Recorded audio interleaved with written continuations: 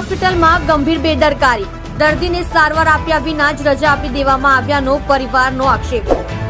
Ortho વોર્ડમાં ઉમેશ પટેલ નામના યુવકની સારવાર ચાલી રહી હતી। તબીબે ચાલુ સારવારમાં રજા આપી દર્દીને બહાર કાઢી મૂક્યો। ગત રોજથી દર્દી પરિવાર સાથે પોસ્ટમોર્ટમ રોગના બાગડા પર રચડતો હતો। દર્દીના પરિવારે તબીબને વોર્ડ જ દાખલ રાખવા અપીલ કરી હતી, જ્યારે તબીબે સિક્યુરિટી ગાર્ડની ધમકી આપી વોર્ડમાંથી બહાર કાઢી મૂકવામાં આવ્યો। તમે જોઈ રહ્યા છો live India Today news channel. Reporter Manojbhai સાથે કેમેરામેન રમેશભાઈ જયસ્વાલની સાથે।